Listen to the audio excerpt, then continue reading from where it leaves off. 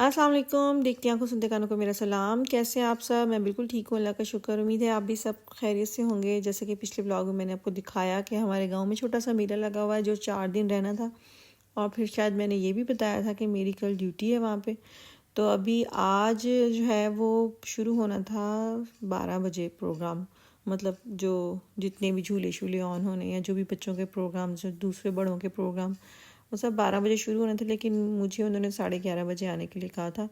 तो मैं बच्चों को नाश्ता नुश्ता करा के उनको रेडी शेडी करके मैं आ गई थी अपनी ड्यूटी पे। और उनको कहा था कि जब प्रोग्राम शुरू होंगे तो आप लोग भी आ जाना। और वो आधे घंटे बाद ही वो लोग भी आ गए थे। तो वो सामने जो आपको टेंट नज़र आ रहे हैं ना, यही मेरी ड्यूटी है।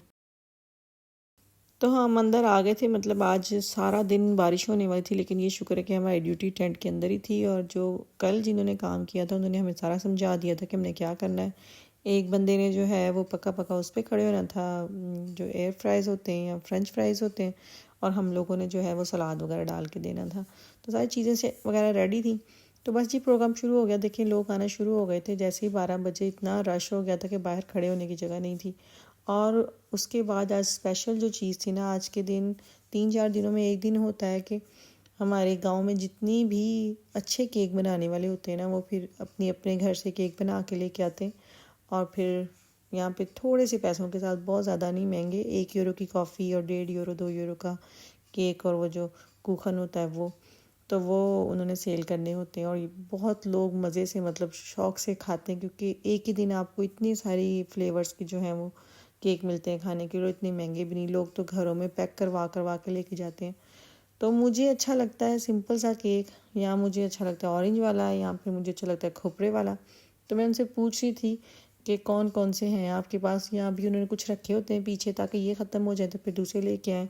तो आप खुद देखें कितने मज़े मज़े की केक उन्होंने बनाए हुए हैं। जर्मन लोग बहुत मीठा खाते हैं और इन लोगों को आता भी है बनाना। मतलब बच्चा बच्चा इनका केक वगैरह बना लेता है। तो अभी शुरू हुआ था काम।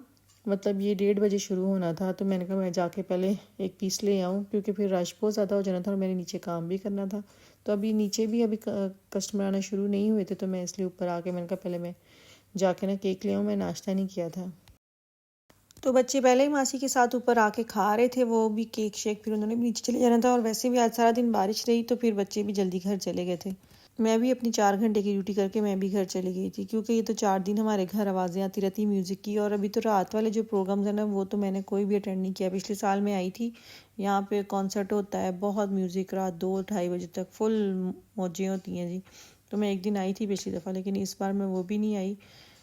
मैंने कहा ना कि मेरे दिमाग में चीज़ें चल रही कि मैंने अपने घर के सारे काम ख़त्म करके और फिर मैंने परसों से जो है वो जाना है हॉस्पिटल।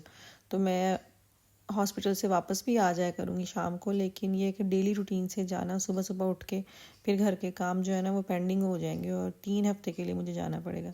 तो ये देखें जी, अभी बारिश हल्की हल्की शुरू हुई थी, फिर इतनी बारिश हुई कि 2 दिन बारिश रुकी नहीं। और वो आपको ट्रैक्टर ट्राली भी नज़र आ रहे होंगे। पता नहीं इनके क्या क्या प्रोग्राम्स होते हैं, मैं तो इंटरेस्ट नहीं लेती। पिछली दफ़ा फिर भी मेरा था कि मैं हर प्रोग्राम में हिस्सा लिया था, लेकिन इस दफ़ा सिर्फ दोनों छोटे बच्चों ने ही ना सारे प्रोग्राम देखे, मैं नहीं आई ज़्यादा। तो अब पारसा भी घर से आ गई थी केक खाने के लिए, तो फिर उसको केक शेक दिलाया मैंने। और देखें कितना रश हो गया, सब लोग आए ऊपर खाने के लिए। और यहाँ पे फिर बच्चों के लिए एक मैजिकल शो भी था। तो वो अंकल ने अच्छे खासे बच्चों के साथ जो है कोई 1-1.5 घंटा बहुत सारी ट्रिक्स की। तो मैं बच्चों की वजह से रुकी हुई थी। वो दोनों मुझे लेके आए, लेकिन दोनों यहाँ नहीं थे, मैं नहीं देखा सारा। और फिर मैं घर गई। तो ये गाँव में बस इन बच्चों के लिए, बड़ों के लिए छोटी छोटी तकरीब जो होती हैं वो होती रहती हैं। मतलब सारा साल फंक्शन होते रहते हैं। अब अक्टूबर में पता नहीं कौन कौन से फेस्ट आने वाले हैं। तो ये जर्मन लोग भी पूरा इंजॉय करते हैं हर मौसम को, जब आता है और जब जाता है तब भी। तो हम भी देखते हैं इनके रंग। अब पाकिस्तान तो हम जा नहीं सकते, तो इन्हीं के रंगों में फिर इन्हीं के साथ जो है इंजॉय करने की कोशिश करते हैं। बच्चों को तो आदत है, वो तो खैर यहीं पैदा हुए, यहीं पल बढ़ रहे हैं, तो उनके लिए तो ये चीज़ नॉर्मल है। अच्छा जी, तो फिर घर आके अब ज़्यादा भूख नहीं थी, तो मैंने कहा चलिए ये हल्का फुल्का सा सैलेड ही बना लेती हूँ। तो मैंने थोड़ा सा सैलेड काटा, क्योंकि मैंने मियाँ जी नहीं खाना था। बच्चे इतने शौक से सैलेड खाते नहीं, इतना खाती है, लेकिन वो अलग अलग मतलब कटवा के चीज़ें खाती है। इस तरह से मिक्स बहुत कम खाती है। अगर उसमें जैतून है तो फिर नहीं खाना, ये नहीं खाना। तो मैंने तो आज वो खीरे भी, वो जो है सिरके वाले, वो भी डाले हुए थे। तो मैंने तो सब कुछ ही डाला था खैर। तो जी बस आहिल को ये था कि मैं मिक्स करूं, हालांकि उससे हो नहीं रहा था। उसने सारी चीज़ें मेरे साथ करवाई हैं। बेटियां दोनों पास नहीं आती हैं और इसका दिल करता है कि मैं मम्मा के साथ सारे काम करवाऊं। तो चले जी खाते हैं सैलड। और उसके बाद हुई है बेल हमारे घर की, तो आया है पार्सल। अच्छा मैं चीज़ें मंगवा लेती हूँ, मुझे याद नहीं आता। टेमू से चीज़ें तो मंगवाई हुई थी, लेकिन 2 दिन पहले ही मंगवाई थी, तो मुझे उम्मीद नहीं थी कि इतनी जल्दी पार्सल आ जाएगा। और इतनी भारी पार्सल, मैं हैरान हो रही थी। मैं बार बार रिजवान से कहती, रिजवान इतना भारी क्या हो सकता है, इतनी भारी तो मैंने कोई चीज़ मंगाई नहीं है, तो कोई बहुत वजनी वाली चीज़ है, जैसे कोई लकड़ी का कोई फर्नीचर या कोई मशीन वगैरह।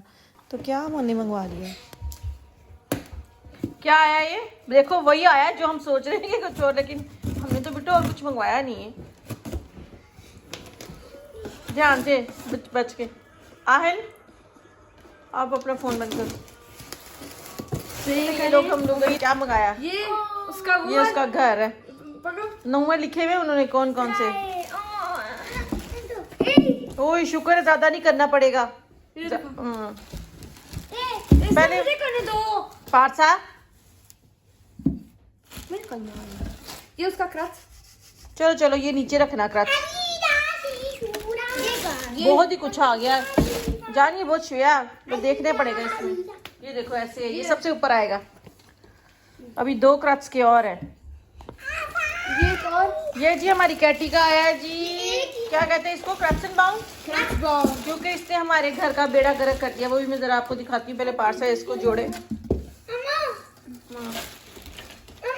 हाँ जी इतना बड़ा, अब अच्छा लगेगा ये। इतना ये सही है, पासा हमारे सोफों के साथ मैच। ये देखो जानिए कलर देखिए कितना अच्छा लग रहा है।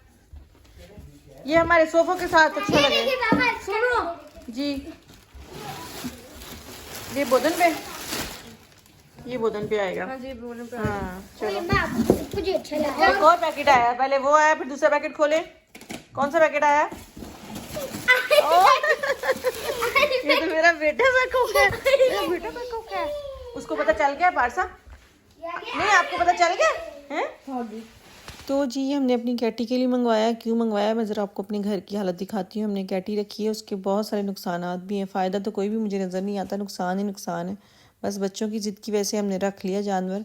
पाकिस्तान में तो सोचा ही नहीं था। मैं रिजवान से कहती थी रिजवान डॉगी नहीं, लेकिन कैटी मुझे लगता है कुछ नहीं करती, तो कैटी रख लेंगे। उन्होंने कहा कि बेगम कह रही है तो चलो कैटी ले आते हैं, लेकिन उसने कसम से हमारे घर का सत्यानाश कर दिया। ये देखिए एक ये हमारी दीवार का बेड़ा गर्क किया, और ये वाली दीवार सारी, ये एक मिनट, ये वाली सारी दीवार ये देखिए सारी तार दी है।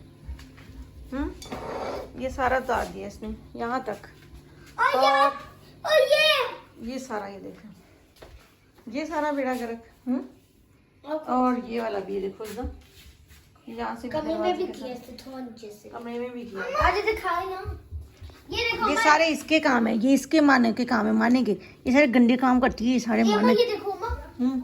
तो पारसा तो मुझे कब से कह रही थी, बस मैं टाली जा रही थी कि मंगवा देती हूँ। ये एक्चुअली इनको पंजों के साथ इनको आदत होती है खुरचने की। और हमारी जो ड्राइंग रूम है ना, उसके अंदर वाली साइड पे कुछ दीवारों पे पेंट हुआ हुआ है, मतलब दीवार है। लेकिन अक्सर यहाँ पे जर्मनी में गत्ते की दीवारें होती हैं। जैसे उन्होंने कमरे बनाए होते हैं तो वो गत्ते की दीवार के साथ उन्होंने दीवार बनाई होती है।